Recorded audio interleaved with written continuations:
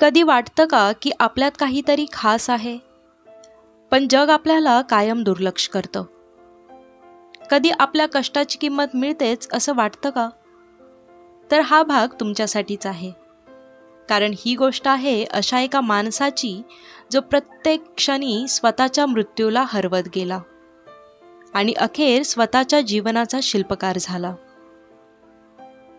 नमस्कार मंडळी, मी आहे स्नेहल आणि तुम्ही ऐकत आहात पुस्तक प्रेम, जिथे प्रेरणादायी पुस्तकं आपल्याला आपल्या जीवनाचा खरा अर्थ शिकवतात.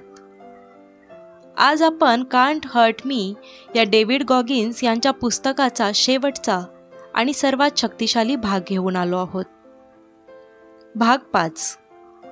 या आधीच्या भागामध्ये आपण बघितलं त्यांचं अत्याचाराने भरलेलं बालपण, भयावह काळी आठवण, hell week, accountability mirror, callused mind, cookie jar. पण या भागात डेव्हिडच्या आयुष्याचं सगळ्यात टोकाचं पर्व उलगडतं, जिथं त्याला शरीर, मन आणि आत्मा तिघांवरही मात करावी लागते. डेव्हिड गॉगिन्सनं स्वतःला पुन्हा एकदा सिद्ध करण्यासाठी 100 मैलाचं एक अत्यंत जीवघेणी शर्यत स्वीकारली. ही शर्यत होती San Diego 1 day ultra marathon. त्याला वेळ मिळाला फक्त 1 आठवडा तयारीसाठी. ना खाण्याची नीट नियोजन, ना प्रॉपर ट्रेनिंग, फक्त एकच विचार: माझं मन मजबूत आहे, मी काहीही करू शकतो. शर्यत सुरू होते.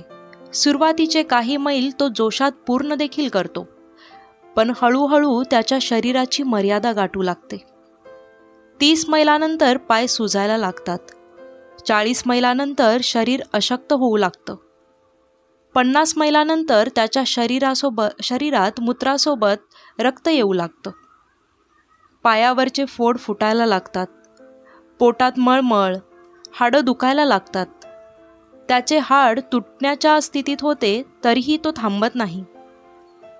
60 मैल, नंतर 70. त्याच्या पत्नीने पाहिलं. तो रक्ताने माखलेला आहे, चालू शकत नाही, तरी पण पुढे जातोय. मग काय होतं? त्याच्या पत्नीने त्याला हॉस्पिटलला घेऊन जाण्याचा निर्णय घेतला. पण डेव्हिड गॉगिन्सने सांगितलं, माझं शरीर मोडलं तरी चालेल, पण माझं मन हरू नये. तो पुन्हा उभा राहतो आणि हळूहळू चालत, लंगडत, संपूर्ण वेदना सहन करत तो 100 मैल पूर्ण करतो. ही शर्यत डेव्हिडसाठी केवळ एक मैलाचा प्रवास नव्हता. ही होती स्वतःला परत शोधण्याची, मनाच्या सीमेला ओलांडण्याची आणि शरीरावर आत्म्याचं वर्चस्व सिद्ध करण्याची लढाई. तो म्हणतो, pain unlocks a secret doorway in the mind, one that leads to both peak performance and beautiful silence. या अनुभवातून त्याने काय शिकलं? तर शरीराला मर्यादा आहेत, पण मनाला नाही. आपण फक्त 40% क्षमतेने जगतो. त्यापेक्षा अधिक सामर्थ्य आपल्या आत असतं. सर्वात मोठी लढाई ही इतरांशी नव्हे, तर स्वतःशीच असते. गॉगिन्स आपल्याला आव्हान देतो, स्वतःला एक अतिकठीण ध्येय द्या. जसं की 5 किलो वजन कमी करणं, 10 दिवस न चुकता व्यायाम करणं, एखादी जुनी भीती तिचा सामना करणं. जेव्हा शरीर थांबायला सांगेल, मन हार मानायला लावेल, तेव्हा स्वतःला विचार करा, मी खरंच संपलोय का?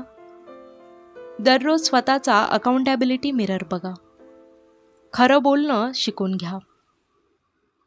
डेव्हिड गॉगिन्सचं शेवटचं पर्व हे शिकवतं की शरीर थकू शकतं, पण मन हार मानू नये. शर्यत असो वा आयुष्य, सर्वात मोठा शत्रू आपण स्वतःच असतो.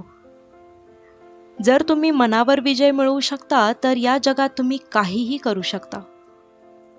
तुमच्यासाठी काहीच अशक्य नाही.